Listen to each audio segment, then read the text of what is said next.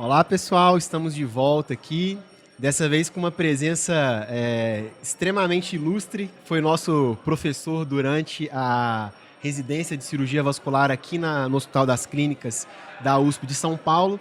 Hoje a gente está aqui com o professor Nelson Nelson Delucchia.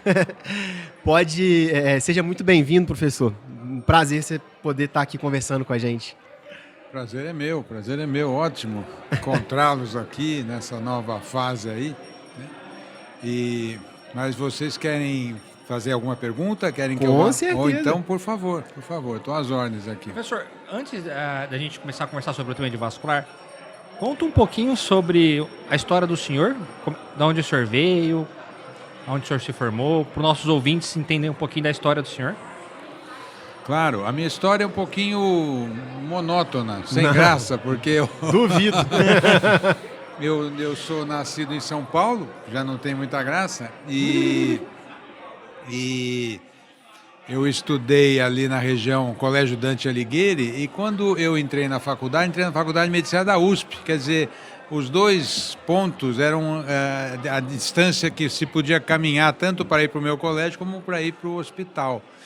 Então, eu fiz toda a minha formação lá na Faculdade de Medicina da Universidade de São Paulo, né? Eu venho de uma família de médicos. Meu avô era médico, formado na Real Universidade de Nápoles, na Itália. Meu pai também era médico, urologista, formado já aqui no Rio de Janeiro. E assim começou a minha trajetória de fazer medicina. Sempre me interessei por cirurgia e aí acabei entrando para cirurgia vascular. Então, relativamente simples, né? Eu tive um período fora de São Paulo que foi quando eu estagiei na Universidade da Califórnia em São Francisco, na UCSF. Mantenho um vínculo, faço um evento com eles até hoje. E foi uma situação muito produtiva. Mas o tempo da minha residência e da de vocês aqui é extremamente rico, né? O Hospital das Clínicas, o tipo de experiência que a gente tem. Então eu fico muito contente de poder ter continuado e até vir a chefiar o serviço nos últimos 15 anos. Né? Não é tão monótono assim não, porque depois desse ponto que o senhor comentou, chegou a ser professor, até agora, né, no caso, professor titular da cirurgia vascular, né? Então não é brincadeira também não. Não, aí é a carreira acadêmica, eu fiquei na universidade, fiz doutorado, fiz livre docência, tive a oportunidade de fazer o concurso para professor titular e estou até agora, então, nessa função, né? E que é muito gratificante ter podido desenvolver a cirurgia vascular também, né? Hoje em dia nós temos coisas que na época de vocês não tinha, né? Temos uma sala híbrida de babá, uma sala híbrida de alta tecnologia. Primeira. Disponibilidade de materiais também, né? E como eu também participo da administração do hospital, eu sou atualmente presidente do conselho diretor do Instituto Central, a gente conseguiu também agregar muito material, muita tecnologia para que o nosso atendimento seja realmente de primeira linha. Então, estou muito contente com essa situação que nós temos atualmente lá no HC. A gente está sabendo que está cada vez melhor mesmo, mas mesmo quando a gente fez a residência, a gente já era bem diferente mesmo, assim, a disponibilidade de materiais, porque, por exemplo, eu lembro às vezes, precisava de um stent venoso, que a gente sabe que tem um valor maior, que não é tão disponível assim. A gente conseguia já os contatos diretos dos representantes e conseguia conversar, né?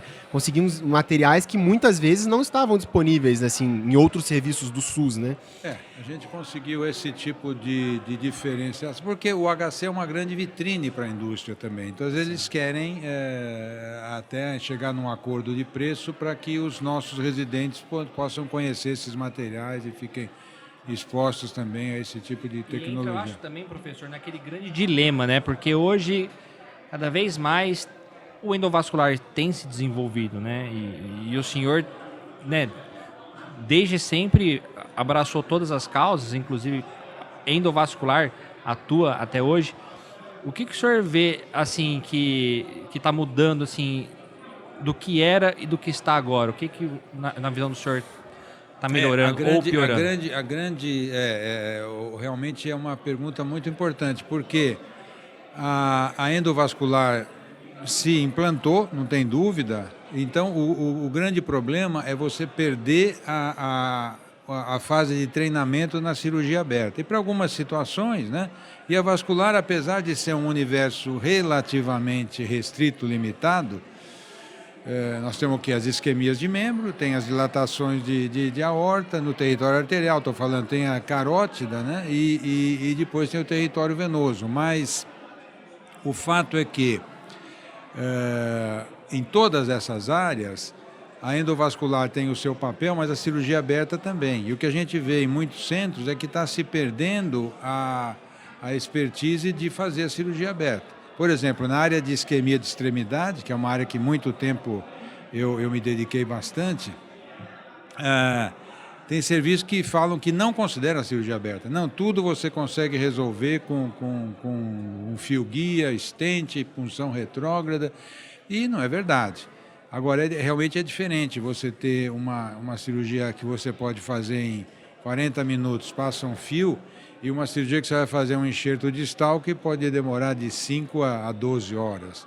Então precisa ter um discernimento, precisa manter esse treinamento e felizmente a gente tem conseguido isso. A área de aneurisma nem falar então, né? Hoje teve uma sessão que se falou exatamente isso. Em alguns centros realmente não se faz mais cirurgia aberta, né? Uhum. Então é óbvio que tem um lugar para cirurgia aberta, mas tem a interface com as outras especialidades, né? Hoje em dia você começa uma anestesia e o anestesista começa a cirurgia injetando droga no paciente, né? Nem começou a cirurgia, ele já está com uma norinha correndo, com alguma coisa assim. Então tem essa interface com as outras especialidades também, né? Sim. Mas eu acho que a endovascular ganhou um volume importante, então a gente tem que estar preparado. O que não pode também é a gente fechar o olho para o que está aparecendo aí, porque tem realmente o aneurisma roto. Você pegar um doente instável, subir um balão, insuflar e estabilizar o paciente, não tem preço. Isso você faz com anestesia local e rapidinho, né? E realmente a mortalidade dos rotos a gente conseguiu mudar com o implante de protocolo para o tratamento do aneurisma roto. Então, é um balanço das duas. Estou me empolgando aqui, eu estou começando a balançar. Fique tranquilo. Então, assim, na visão do senhor, quando eu digo a cirurgia vascular como um todo, está direcionando até demais para endovascular. Lógico, a gente sabe da importância do endo, né? Enfim, diversas indicações. Mas eu acho que às vezes a gente está direcionando até demais para esse lado e deixando um pouco a técnica da cirurgia aberta um pouquinho de lado, e isso pode ter algum problema no futuro, assim? Eu acho que você, nos principais territórios arteriais que eu estou falando, não estou falando da parte venosa, que também a gente sabe quanto que está se fazendo de endo na parte venosa, mas carótida teve um ajuste, né, de uma situação que se fazia praticamente tudo via endovascular. Houve uma retração, porque afinal de contas você passa um guia num trombo, né? Então não é o melhor dos mundos, né? Então carótida foi acontecendo um ajuste. Hoje em dia a maioria dos serviços continua praticando as endarterectomias. Aneurisma é uma área que ainda se faz alguma coisa de aberta, mas eu reconheço que também está havendo um predomínio da endovascular, mesmo para nós no HC isso tem acontecido. Isquemia de membro, eu acho que talvez também, depende do serviço. Nós mantemos a bandeira de fazer bastante cirurgia aberta, não só de resgate da endo, como de indicação primária, dependendo da gravidade da isquemia, né?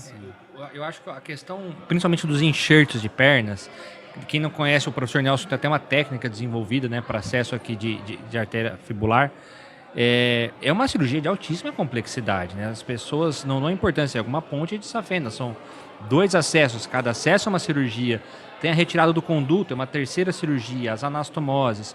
Então é um processo prolongado, né? E é uma cirurgia que exige uma técnica bem apurada. E o fato de estar se fazendo menos está cada vez mais impedindo de retornar essa técnica. Então, consequentemente, o pessoal vem fazendo endovascular optando não pelo sucesso da técnica endovascular, mas porque não tem expertise de fazer a cirurgia de enxerto aberto. Mas eu, por exemplo, eu tenho participado inclusive de diretrizes globais, de sociedades mundiais, e uma preocupação mundial é essa, né? Inclusive no Japão tem até treino de simulação, a Olimpíada de quem faz o enxerto, quem faz mesmo? a anastomose em caixinhas de simulação até. E a preocupação dos serviços europeus e americanos também é essa. A gente faz aqui o que a gente consegue, por exemplo, num grande serviço como é o nosso, a gente mantém o treinamento, frequentemente a indicação, né? Eu me lembro, quando você começou a descrever a cirurgia, eu lembro de uma cirurgia que eu entrei com, na época, um R1, acho que é da época de vocês. Terminou um fibular assim, ele falou assim, trabalhoso, mas grau de dificuldade baixo. Você lembra dessa história, né? Foi que falou. Nossa Senhora. Porque, na verdade, ele falou, bom, entendi, cara, tirou a veia, Tirou, foi fazendo, suturou fez aqui. o túnel, devolvulou e tal. Mas é muito engraçado. Mas a gente sabe que não é só trabalhoso e tem um certo grau de dificuldade. Eu sempre uso magnificação ótica para tentar fazer a anastomose da melhor maneira possível. Tem o arzinho também. O arzinho. O arzinho ajuda bem. Técnicas que a gente só conseguiu ver graças ao senhor. É verdade. Então, fico contente. E essa questão, acho que assim, obviamente é até cômica, né, essa história, mas quem não tem conhecimento, igual, às vezes eu já vi também R1 menosprezar, às vezes, um catéter. Mas é só um catéter. Mas a gente sabe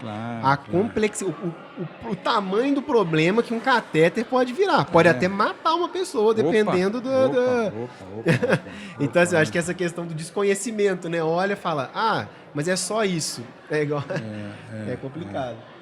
Já que nós estamos aqui conversando, as amputações, né? A imensidão de casos que a gente acaba fazendo amputações, e também que é uma cirurgia pouco valorizada, e a importância de você ter a noção dos níveis para a reabilitação futura do paciente. Isso é uma coisa que eu sempre me preocupei e que continuo trabalhando com os meninos para fazer, conseguir explicar o que vem depois da amputação também, não fazer direto uma amputação transfemoral, que vai ser muito mais difícil reabilitar, né? Sim. São áreas importantes. E até mesmo, assim, a técnica, né, principalmente das amputações de pé, não é bagunça, né? Sai tirando o que tem que tirar e sobra do jeito que ficou, até pensando na protetização, na reabilitação desse paciente. Eu acredito que as cirurgias de amputações, elas são tecnicamente subestimadas. Elas deveriam receber uma atenção maior. Você não concorda? Sim, claro. A gente tem E o que é curioso é que a nossa especialidade é quem mais pratica amputação. Então, quando você vê um neurocirurgião que operou para tratar um neuroma, fazem umas coisas muito loucas. Os próprios ortopedistas, a gente pratica seguramente 80% das amputações são vasculares, né? Então, uma amputação regrada, né? Que é aquela que você faz sabendo o que você está fazendo, não? Exatamente. E com a preocupação de cicatrização, e com a preocupação de ter revascularizado antes e conseguir um bom aporte de sangue oxigenado, né? Isso eu acho que é outro erro bem comum, né? De acabar... Algumas amputações são realizadas sem a devida revascularização prévia. Claro. Aí a gente sabe que está fadado ao fracasso, né? Claro. E como é curioso, como essas outras áreas nem totalmente médicas, né? Mas, por exemplo, você tem uma ferida aberta, todo mundo nos hospitais vai ter gente que vai querer fazer laser para cicatrizar, ou colocar pomada pomada aquela. E aí você fica também lutando contra a maré, né? Você fala, enquanto não tiver sangue, não vai cicatrizar. Se tiver perfusão, se você lavar com soro... Isso aí. Né? Jogar uma água, bater uma água. Tem uma frase que eu gosto de falar, que é a seguinte: é mais importante o que você tira da ferida do que o que você põe na ferida, né? Porque você está debridando, você está tirando, né? E colocar coisa na ferida, todo mundo, a mãe, a avó, tal, põe nebacetim, o farmacêutico da esquina tem uma fórmula mágica. Uma folha. Né? Então, simplesmente você revascularizou, restaurou a perfusão, Qualquer coisa vai lavando, vai debridando e acaba cicatrizando, né? Tá certo. Perfeito, Não, professor. beleza. Pronto? Muito obrigado, professor, pela Ótimo, sua então- participação aí. Foi. Foi muito legal a conversa rápida, Que tranquila. Bom, que bom que vocês gostaram. Viu? Com certeza, foi bom rever o senhor. Ótimo. Muito bom. Ó, a tua água ficou pro final aqui. Aí, ó, tá ótimo.